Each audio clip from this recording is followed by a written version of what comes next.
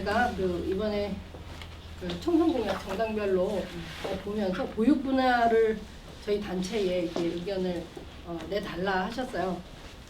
네. 슬픕니다 이럴 때마다.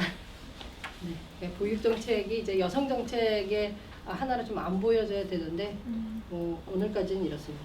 지금 민주당 공약부터 있잖아요. 그 앞에 계신 선생님들도 그냥 보시면 좋겠어요.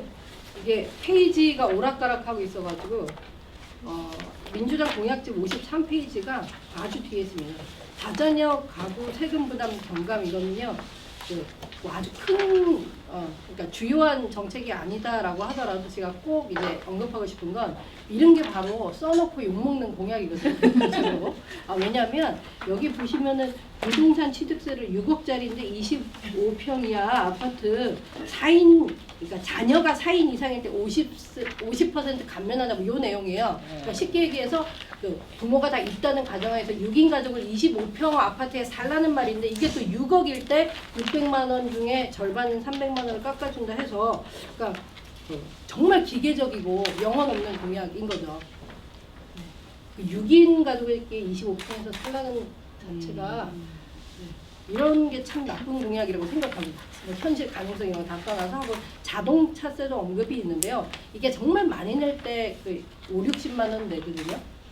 그 중에 이제 5인 가족 일대 15만 원 정도 혜택이라는 건데 임팩트가 전혀 없잖아요.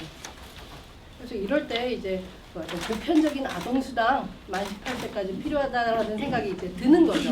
안 그러니까 뭐 몇인 자녀가 몇인일 때 몇 퍼센트 막 이렇게 디테일하게 들어가는데 정말 별 볼 일 없다고 생각합니다. 집권 여당이 아쉬운 점이고요. 다음에 보시면 이제 청년 여성 과학 기술인 이 부분에 저희 단체의 엄마 과학자 생존기라는 칼럼 연재하는 윤정인 활동가가 있는데 물어봤어요. 저는 이런 거 봐도 모르니까. 근데 일단 이 6개의 공약이 모두 다 현재 정부가 시행하고 있는 것이다. 그러니까 무성의하죠. 이미 하고 있는 건데 공약집을 내요. 아마 이 공약집을 쓴 장본인도 뭐 예컨대 정당 정책위에서 썼겠죠. 잘 되고 있는지 말고 있는지 잘 모르는 거고 작년 거 북부시입니다. 이런 거 너무 많아요.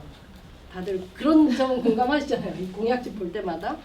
근데 여기에서 꼭 집어 얘기 드릴 것은 그 경력 단절 여성 과학 기술인이 복귀할 때 꼭 계약직이나 시간제 일자리로만 이렇게 들어오게끔 되어 있다 라는 거를 좀 개선해달라고 하네요. 그러니까 못 믿을 것 같으면 왜 경력 복귀를 시키냐 이거죠.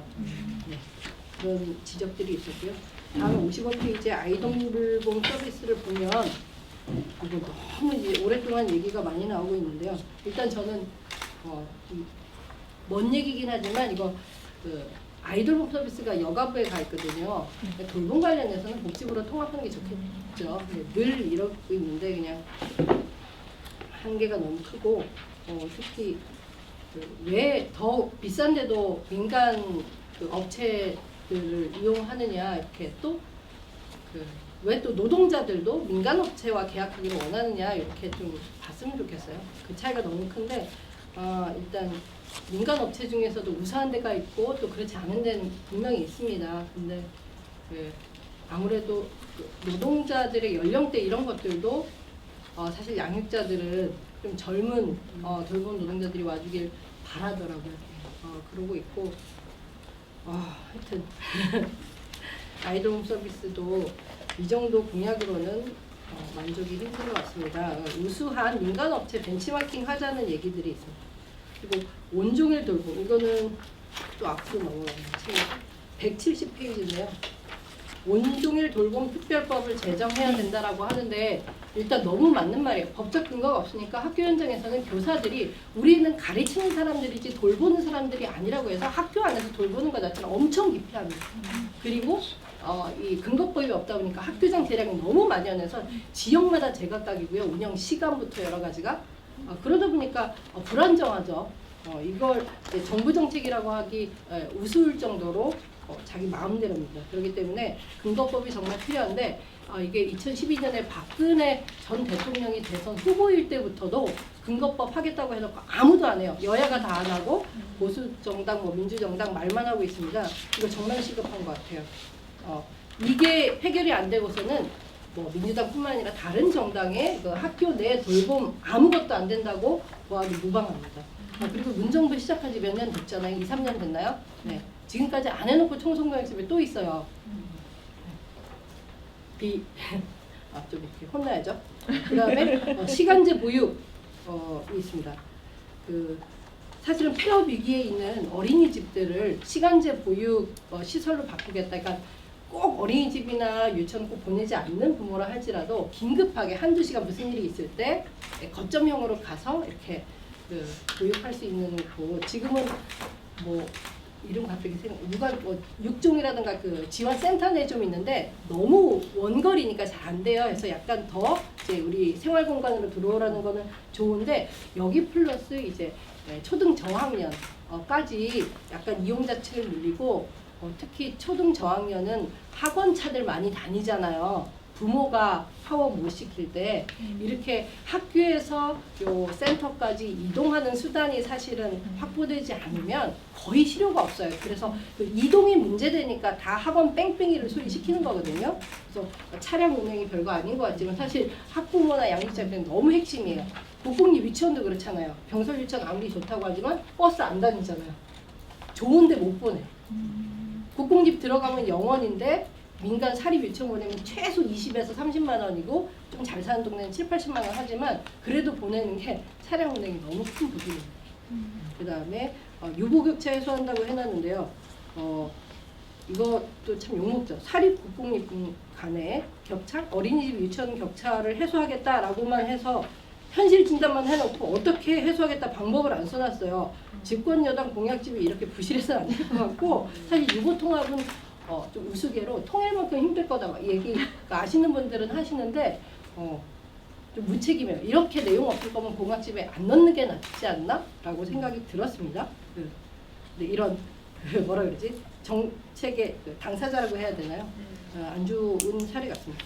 그리고 위기 청소년이나 아동학대 부분이 들어간 건 너무 좋은데요. 아동인권도 지금 다 갈갈이 찢겨 있어요. 아동자 들어가는 건 보통 복지부에서 하는데 뭐 청소년자 들어가면 또 여가부가 하고 있어요.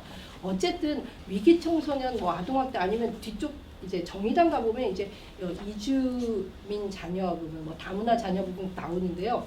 일원화 해야 돼요. 무조건. 아동인권 관련한 일원화가 필요한 것 같습니다. 안 그러고서는 그냥 뭐라 그러죠? 보여주기식밖에 안 될 것 같아요. 그래서 지금 이거 어차피 다 잘 안 된 분야들이거든요. 그러니까 시작할 때 기틀을 잡으라는 얘기를 드리고 싶습니다. 민주당 공약은 제일 화가 나는 건 노동이 실종돼 있습니다. 그러니까 지금 특히 여성 양육자들 고용단절 위기 처해가 사회적 해고 당하고 있는데요. 보육, 돌봄 이런 것만 강조하는 거는 그냥 24시간이라도 가족께 나가서 일하라는 건데 기업의 부담을 안 주고 그죠? 그러니까 정부가 다 책임지고 아니면 뭐라 그럴까요? 양육자들이나 가족들이 다 책임지는 방식으로 하고 기업 부담 제로로 가면 절대로 해소 안 돼요. 지금 고용단자 얼마나 많습니까? 거의 절반 이상 출산을 하고 자기 일자리를 유지를 못하고 있어요. 안 낳죠. 뭐 여성의 뭐라 그래? 사회 참여와 자아 실현 이게 되게 기분 탓으로 잘못 생각하고 있는 것 같아요. 저희 남편하고 저하고 둘 다 이제 임금이 낮아요. 둘 다 약간 시민사회 쪽 계열이기도 하고 그래서 둘 다 약간 거의 최저임금 수준을 받는데 그래도 둘이 벌면 400이 되잖아요. 200씩 200씩. 그래서 이게 굴러가요. 근데 외벌이로 한 사람이 아무리 많이 번다 그래도 한 사람이 잘리면 살기 얼마나 팍팍합니까? 한 사람이 400 버는 것보다 200씩 둘 버는 게 쉽잖아요. 솔직히. 근데 그마저도 없는 거예요. 그래서 노동 문제가 사실 생존의 문제고 저출산이라는 말을 정말 다시도 듣기 싫을 정도로지 귀가 아프지만 그래도 민주당에서 이렇게 노동이 실종됐다는 게 너무 어이가 없다. 이러면 뭐 출생률은 떨어지죠. 아동수당을 100만 원씩도 안 났으면 쉽게 얘기해서.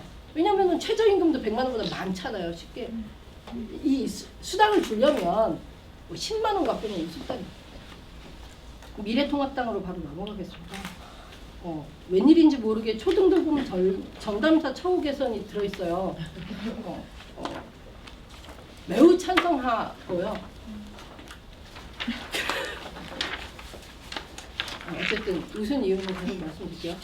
그다음에 민간 베이비시터 등록제도 뭐 일부 찬성합니다. 왜냐하면 이제 저희가 아름아름으로 이제 뭐 베이비시터 분들을 구하기도 하거든요. 근데 이런 분들에 대해서 이제 그 직종을 국가에서 이제 관리하고 특히 뭐 인적성 플러스 그 중요한 부분이니까 관리하는 건 찬성하는데 네. 이게 또 지금까지 나왔던 뭐 아동 학대 사건 이런 것들을 다 노동자 책임으로 전가하는 그런 발상은 아닌지 하는 의심이 크죠. 보수당에 대해서는. 게다가 어린이집 급간식비를 3,800원 수준으로 지금의 2배 이상 인상하겠다라는 공약도 넣었는데 이건 저희 단체가 작년 내내 캠페인에서 당초 1,745원이던 것을 영하 1,900원, 유아 2,600원으로 어렵게 인상을 했어요. 한 1,000억 정도 예산을 늘린 거예요. 잘했잖아요, 저희 단체가. 근데 이때도 자유한국당이 반대해서 정말 난관이 컸어요. 어제까지 반대하고 그 기사 보면 나오시거든요. 김재원 예결위원장이 저희 회원들이랑 문자 보내니까 문자 계속 보내면 삭감하겠다고 아이들 밥값을 이렇게 단문을 보낸 거예요. 바쁘신 분이. 그래서 뭐 뉴스룸 같은 데도 이제 뭐 앵커 브리핑도 나오고 했는데 이게 어제까지 반대하다가 공약집에 넣는 건 저는 역시나 사기라고 생각합니다. 이러니까 사람들이 정치 혐오 한다고 저는 생각해요. 그리고 난임 시술비 전액 지원 같은 것도 매우 찬성하는데 전체적으로 보수 정당 공약 중에 이미 태어난 아이들의 뭐 인권이나 뭐 생명 이런 거 존중을 하지 않으면서 계속 무대포로 나으라는 것들이 문제라고 생각하고요. 시간이 길어졌다고 길 것 같았습니다. 그다음에 그러면 그냥 통합당 총평으로 좀 넘어. 역시 노동이 없죠. 더 없죠. 하고 여기 보면 그 경력 단절 여성을 예방한다면서 온갖 기업 그 지원책만 나열해놨어요. 이 보수 정당 스타일이라고 생각합니다. 그리고 제가 이 자리에서 보육만 언급하고 교육 공약은 아예 얘기 안 했지만 보수 정당 교육 공약을 보면 언제나 최악이라고 저는 생각하는데 개인적으로 경쟁 교육에 대해서 더 물어붙이고 뭐 특권 학교를 부활하고 이런 얘기가 좀 주로 돼 있거든요. 그래서 아동 인권 침해를 넘어서 사실 과잉 교육은 아동 학대 수준이고 이런 것들도 아이들이 불행하고 결국 아이들을 안 낳게 하는 큰 요인인데 정말 잘못 듣고 있다라고 생각을 합니다. 다음 정의당 말씀드리면요. 진보정당 공약들이 이제 내용들이 당연히 좋은데 일단 처음으로 이제 노동에 대해서 제대로 얘기하는 것 같아요. 채용성 차별이나 성별 임금 격차라던가 아니면은 육아휴직이나 출산휴가 잘 안 준 데 대해서 형사처벌을 강화하겠다는 내용이 정의당, 민중당에서 이제 뚜렷이 나타나고 있는데요. 이게 필요한 것 같고 집권 여당이 좀 봤으면 좋겠어요. 중요한 부분 같습니다. 하고 채용 성차별이 있는 것이 사실은 어떤 여성이든 간에 그 면접관이나 사업주 입장에서 잠재적인 임산부 취급이라고 생각해요. 그렇기 때문에 정말 중요한 부분이다 하고 이 여성 양육자들 고용 단절 문제가 사실은 비혼 기혼을 가리지 않는 여성들의 어떤 공통된 노동 문제라는 것들을 좀 강조드리고 싶고요. 특히 자영업자의 육아휴직, 한부모 가정에게 돌봄 휴가를 2배로 주는 거 이런 것들이 너무 중요한 것 같아요. 지금 어쨌든 뭐 현재 있는 제도도 잘 지켜지지 않고 거의 생리휴가처럼 육아휴직을 못 쓰는 여성도 많거든요. 근데 계속 남성 육아휴직을 강조하면 사실 부작용이 돌봄 양극화가 생겨요. 여성이 육아휴직을 갈 수 있는 직종에서 남성도 또한 가는 건데 여성도 못 가고 잘리는 마당에 남성 얘기를 하면 또 공무원이나 대기업만 또 가라는 거거든요. 그런 면에 있어서 어쨌든 이런 사각지대를 돌아보는 게 너무 중요한 것 같고요. 어쨌든 형사처벌 중요한데 이제 쓴소리를 좀 드리면 심상정 대선 후보 당시 공약들도 좋은 게 있는데 별로 이렇게 이행하려는 의지는 안 보여요. 20대 들여서도. 물론 의원 숫자가 적고 역량 한계도 있겠지만 사실은 이 엄마, 여성 양육자 문제 같은 게 어느 정당에서도 사실은 뒷전이에요. 이거는 뭐 진보 보수가 없는 것 같습니다. 그리고 이번에 82년생 김지영법도 이제 발의한다고는 해놨는데 발의는 결국 안 했고 청송 공약집에만 뜰렁 넣어 있어요. 속도가 너무 느리다라는 좀 쓰기 지적을 하고 싶습니다. 네. 하고 만 3세에서 5세까지 그러니까 보육 나이로 5, 6, 7세 의무 교육을 하겠다라는 것들은 너무 이상적이라서 안 와닿는 거죠. 그러니까 정말 좋은 소리만 다 모아다 한다는 느낌이 뭐 다른 사람들 보기에는 모르겠지만 그 영유아 양육하는 사람들 보기에는 의지가 없는 게 아니야, 너무 공상 아니야 라는 인상을 줄 수 있기 때문에 사실은 약간 현실로 내려온 공약들이 정의당에게도 좋을 것 같습니다. 그 다음에 국민의당은요 되게 단초를 했는데 일단 눈에 띄는 거는 신혼부부의 메트로 하우징을 제공하겠다. 이름이 좀 세련되죠. 뭔지 몰랐어요. 그래서 근데 지하철 역사에 공공임대주택을 만든다는 건데요. 저는 뭐 신혼부부로 한정한 건 좀 문제지만 양육자라든지 환자라든지 어르신이라든지 돌봄을 하는 가정은 출퇴근 시간이 정말 중요해요. 출퇴근 시간이 멀어지면 그냥 여성이든 남성이든 특히 여성이겠죠. 관두고 돌봄만 하라는 것밖에 안 돼요.